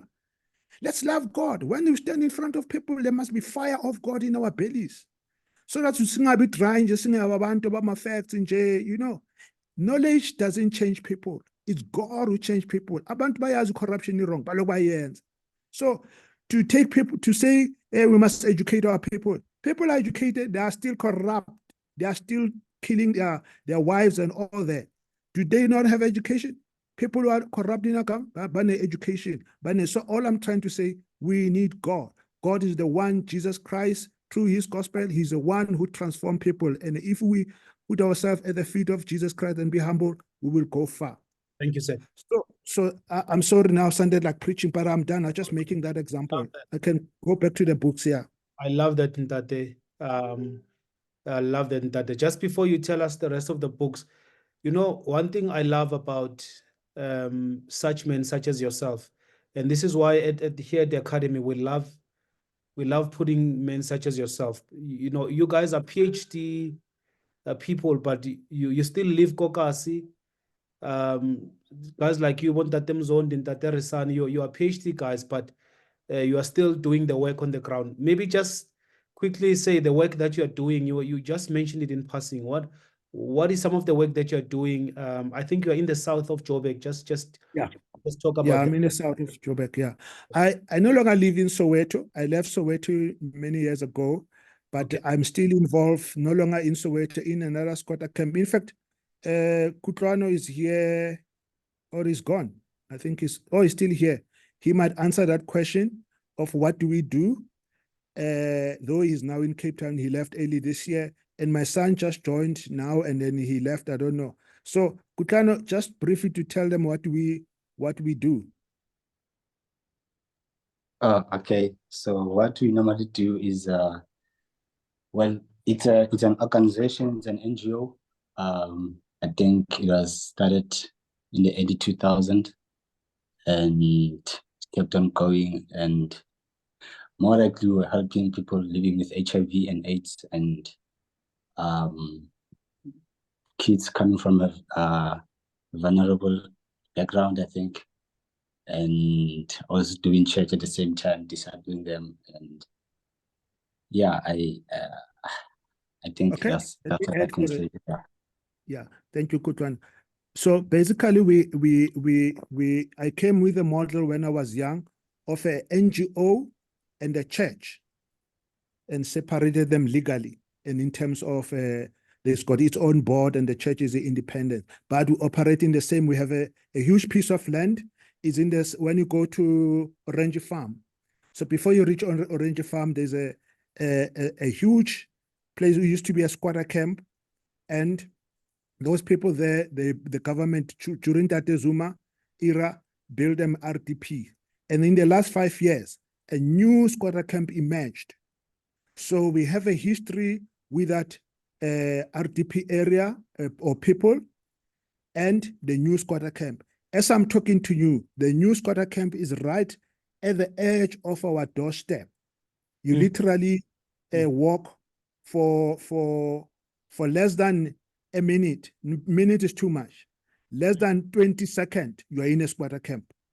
So they've stolen from us. They've done a lot of things, but we, at the same time, we don't see those things. Our building where we used to meet for church, it's vandalized. You can't even see where we had a hall, where we had a warehouse. The stone, the bricks have been stolen.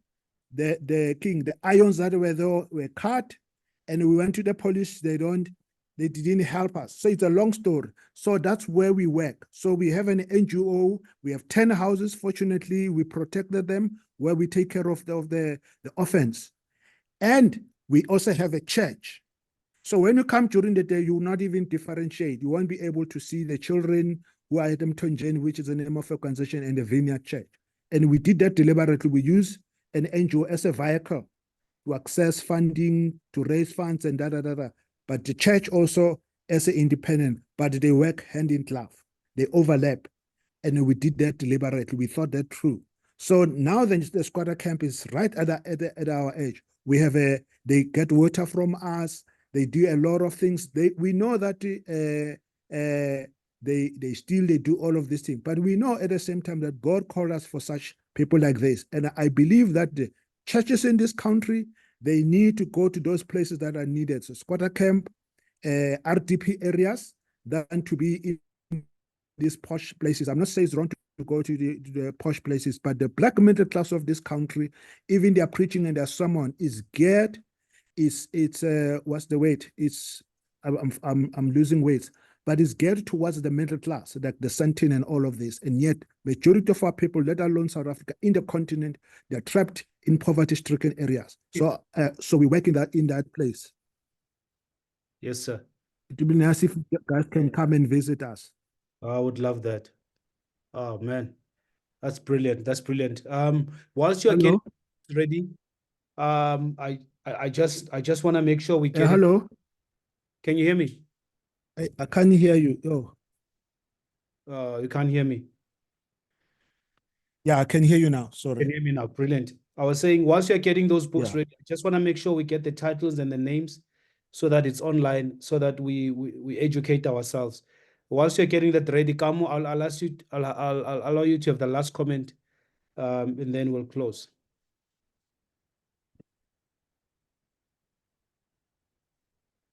Kamu, you still here? Yeah, sorry. I think my comment is not very relevant. It was to challenge Dr. Trevor about the slave trade thing, but then I think we can take that offline. All right. Sharp. Okay, sure. Dr. Trevor, maybe just the books Apartheid Theology. Sorry, who's the author there? Or the Bible. You know what I will do in that, because I Yes. didn't bring all the books. What I will take photos and send it to you. But for now, Thank you. there's this about Verwoerd. Verwoerd was an architect of apartheid. It tells the history. Who is he? By the way, for some of you may not know this guy.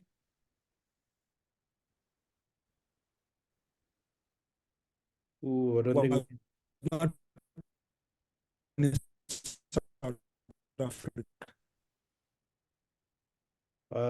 yeah, I think we're struggling And to. yet, he affected our life. Even the Okay, you're back. yeah. Or did I disappear? Yeah, you're back now. Yes. Christianity in South Africa. I see that one. Yeah. All right. So send us the photo. We'll put it up on Facebook. We'll put up all the titles for those who missed it here Send on you. our page. I'm just yeah.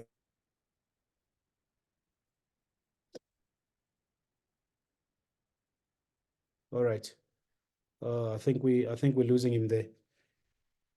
Thank you so much, everyone, for joining. Can we just, with a reaction of clap hands, just thank Ntate for, for just, I just love the fact that he's not just. For you guys, my library. All right. Yeah, I think you are back. We're just, everyone is just thanking you for the talk. Thank you so much, Ntate, one of our own from born and raised in Soweto, and you've done such great work. We are so proud to have you love Jesus, you love God. That's the most important thing. And the way that, I love the way that it's so easy to just look at the past and start hitting and blaming. But you have a Christian worldview, you're able to look at it from a God's perspective. So thank you for faithfully just, bringing that to us, and the work that you're doing in Orange Farm there. We hope to connect and come and see it. I think they're saying we need a part 2 where we talk about now the more practical side of things. But we'll see how we can do that. Thank you, Ntate, so much. We appreciate your time. Thank you. Thank you, guys.